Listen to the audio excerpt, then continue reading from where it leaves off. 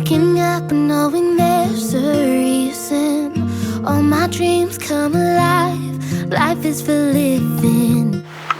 Halo, nama saya Jose. Di sini saya akan ceritakan tentang kebaikan Tuhan di dalam keluarga kecil saya. Dan sejak kecil, oleh keluarga saya selalu diajarkan untuk berdoa. Karena menurut keluarga saya, berdoa itu adalah cara kita untuk berkomunikasi dengan Tuhan. Dan saya pun selalu melakukan itu. Jose, Kejo, dulu yuk. Enggak dulu, masih mau nonton. Udah dulu, mati.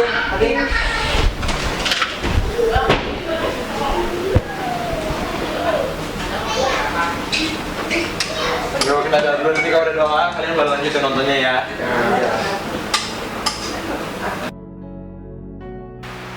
Dan ketika umur saya 12 tahun, ketika itu malam hari saya sedang berdoa. Dan di dalam doa itu Tuhan menunjukkan gambar seorang anak kecil yang manis, tersenyum dan memegang tangan saya. Dan ketika itu pun saya bingung apa yang terjadi. Tapi beberapa detik kemudian ada suara Tuhan berbicara kepada saya. Dan suara itu sangat jelas saya dengar. Dan Tuhan berbicara, Jose, kelak nanti anak ini akan menjadi anakmu. Dan kamu beri namanya Chloe. Saya sudah mengenal Jose dengan baik dari kecil, karena memang keluarga kami sudah saling mengenal dari dulu. Jose itu orangnya baik, pengertian, care, dan cukup lucu. Dari tahun ke tahun, hubungan saya dan Jose semakin dekat, karena memang saya kuliah di dekat rumahnya Jose, dan dia yang selalu membantu saya. Lalu Jose juga yang kemudian mengenalkan saya pada suatu gereja, dan dari sana hubungan kami semakin dekat. Bahkan dulu, saya sempat berpikir kalau saya ingin menikah dengan laki-laki yang seperti Jose. Saya juga memiliki sebuah cita-cita. Mungkin ini cita-cita semua perempuan di dunia, tapi menurut saya ini cita-cita yang sangat penting buat saya. Yaitu saya ingin menjadi seorang ibu dan punya buah hati sendiri bersama suami saya. Lalu, satu hari, Jose dan saya sedang membicarakan tentang masa depan dan cita-cita kami masing-masing. Lalu Jose bertanya kepada saya, sebenarnya saya berkeinginan untuk punya anak perempuan, dan saya sudah menyiapkan nama untuk anak perempuan ini. Dan Jose juga bilang, oh begitu juga dengan aku, bukankah ini aneh? Waktu itu saya sempat kebingungan. Dan saya bertanya, nama apa yang sudah kamu pilih? Dan dia menjawab, Chloe. Saya melihat wajah Jose seperti, oh kamu pasti bercanda. Tahu nggak Via? Waktu aku kecil tuh, aku berdoa kan. Waktu umur aku 12 tahun, waktu di doa itu tuh Tuhan tuh kasih gambaran kalau misalkan aku nanti bakal punya anak perempuan. Terus Tuhan tuh bilang katanya, oh anak ini udah ada, nanti kamu kasih namanya Chloe. Jose menceritakan semuanya kepada saya, dan saya merasa ini semua aneh. Ini bukan kejadian yang biasa. Meskipun saya tidak pernah berpengalaman secara langsung seperti berbicara dengan Tuhan seperti Jose. Saya teringat dengan gambaran anak itu, berkulit putih, bermata coklat, dan berambut hitam. Dan saya melihat itu pada Vivi.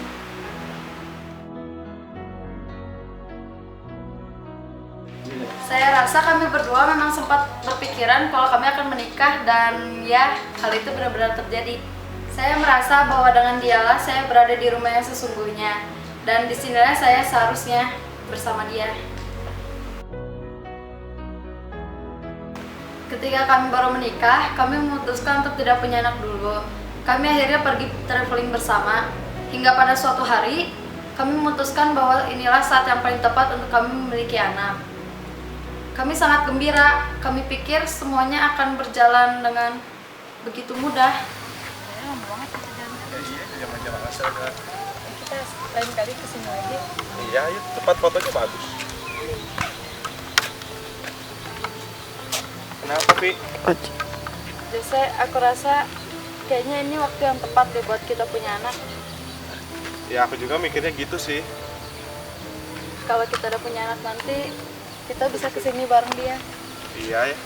Ya juga sih, bener juga kata kamu.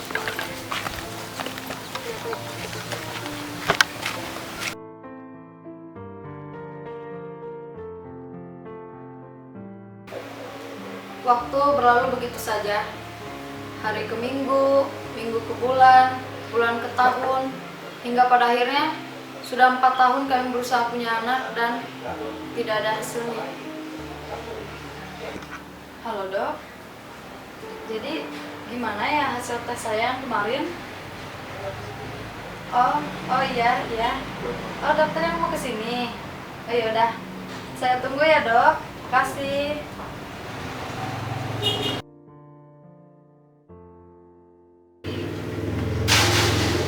Misi. Ah.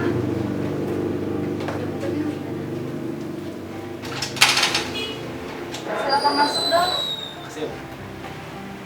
Dok, silakan duduk di sini.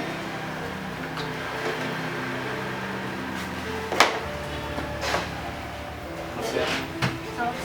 Ini hasil tes kandungan ibu, dan mohon maaf sekali ya bu, menurut hasil tes ini ibu divonis tidak bisa memiliki anak. Dokter yakin? Dokter yakin ini benar? Dokter yakin nggak ada yang salah di sini? Benar bu, tidak mungkin ada terjadi kesalahan dalam data yang sudah kami uji. Saya nggak bisa percaya ini dok. Dokter yakin ini nggak ada kesalahan? Yakin bu, tes ini sudah 100% benar, nggak mungkin hasilnya salah. Dokter pasti bohong. Sabar bu, mungkin Tuhan punya cara lain dalam hasil ini. Tapi ini nggak mungkin dok. Ibu harus lebih bersabar lagi. Mungkin ibu dapat mengadopsi anak. Semuanya terasa benar-benar sulit. Saya tidak tahu lagi. Saya mulai mempertanyakan kebaikan Tuhan pada waktu itu. Karena saya merasa semuanya begitu sangat kejam. Benar-benar hal yang sangat kejam yang dia lakukan pada saya. Sekitar 4,5 tahun, dan hal ini sangat-sangat sulit bagi kami. Dalam pernikahan kami, dan dalam hubungan kami dengan Tuhan, terutama saya. Saya merasa, apakah Tuhan itu baik, bahkan ketika dia tidak melakukan hal yang saya anggap baik.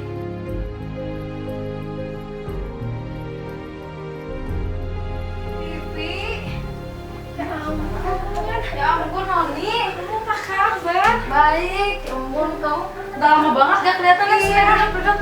Sini aja. Nah, pelan. Noni, kamu udah dari siang sekarang. Gimana? Sejak kapan? Udah berapa bulan? Udah 7 bulan.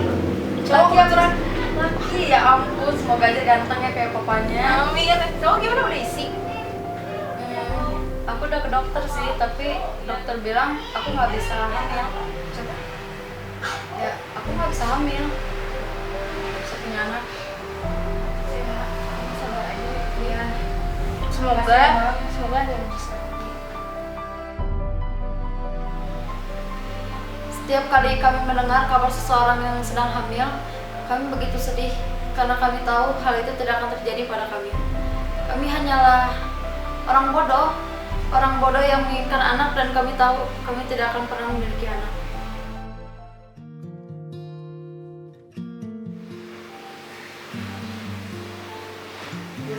Iya. Aku mau sebentar. Ya duduk ya. Mau apa? Kamu setuju nggak kalau kita adopsi anak? Gini loh. Kalau aku punya pemikiran gini ya. Kita ini udah berjuang sama-sama. Kita udah sakit sama-sama. Aku nggak mau pengganti. Aku nggak mau adopsi anak. Aku cuma mau anak dari Tuhan. Tapi ya udahlah. Forever young in your love, this freedom's untainted. With you, no moment is wasted. See the sun now bursting through the clouds, black and white, turn to color all around. All is new in the Savior I am found. This is living now.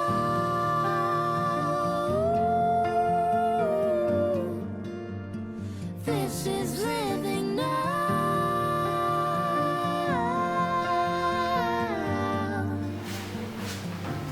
You take me higher than I've been before. It's your perfect love that says Vi, kamu pulang? Dari mana aja kamu, Vi? Aku khawatir loh. Maafin aku ya, Vi. Aku baru sadar kalau memang udah harus diadopsi. Mungkin ini udah cara Tuhan gitu. Maafin aku ya sekali lagi. Aku ikut aja sama kamu. Maafin ya sayang.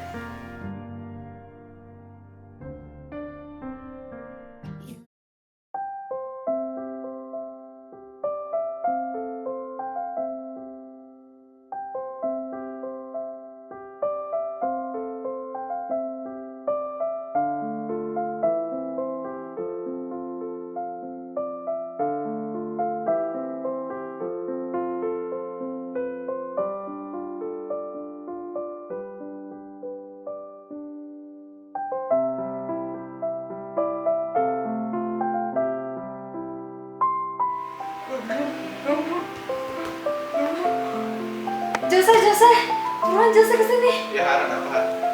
Lihat Jose, kita bisa jadi orang tua dan anaknya perempuan.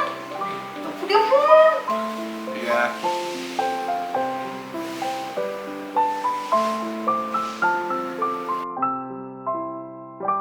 Nama Chloe sudah kami lupakan dan kami menyerah dengan Chloe. Wait, kamu udah siap ketemu ibu adopsinya? Siap sih, tapi aku sedikit nervous. Iya, tenang aja. Siang juga nih, yuk, pergi yuk. Yuk.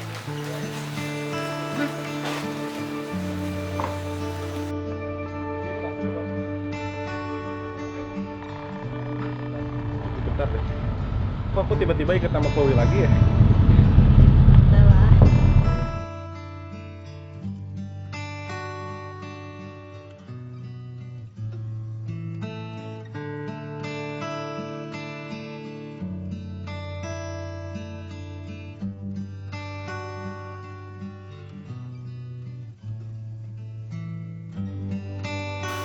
Jadi gimana keadaan kamu?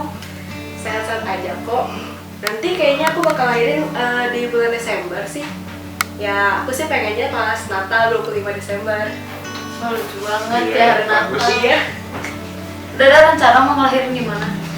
belum tahu sih. Ya paling di rumah sakit yang terdekat aja dari sini. Iya, nggak usah jauh-jauh, nanti repot kalau misalkan udah mau akhirin. Iya. Ya. Nanti kalau kamu ngelahirin aku pengen lucu. Ya, ya dong.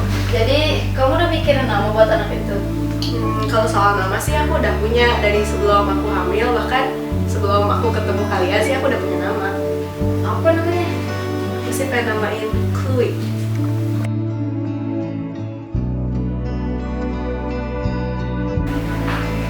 Kenapa jelek ya namanya? Enggak bagus kok. Enggak, bagus bagus namanya. kok. Aku sih nggak tahu kenapa pengen aja namain dia Chloe. Kalian nggak suka? Enggak, suka banget kok, bagus namanya. Oke.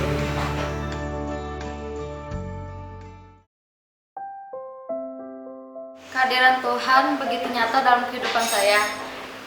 Saya merasa Dia seperti berkata, lihatlah betapa aku mengasihi kamu, dan lihatlah bagaimana aku sudah menulis kisah ini untuk kamu, dan kamu sama sekali tidak tahu. Waktu itu saya merasa saya benar-benar bodoh.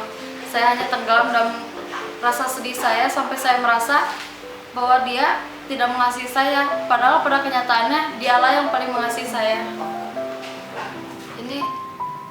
Ini terasa seperti Tuhan berkata kepada saya, aku ada di sini selama ini dan kamu tidak tahu. Dan aku juga yang menjalankan semua ini padamu. Dan kamu hanya harus percaya dan percaya. Aku punya sesuatu yang baik untuk kamu di depan sana, sesuatu yang baik. Dan saya sadar kalau ini semua bukan hanya tentang saya, tentang suami saya, dan tentang anak kami. Ini semua tentang semua orang yang ingin Tuhan sentuh, Tuhan dorong lewat cerita hidup kami. Itu semua adalah perjuangan yang kami lakukan untuk tetap berada dalam hadiratnya Tuhan.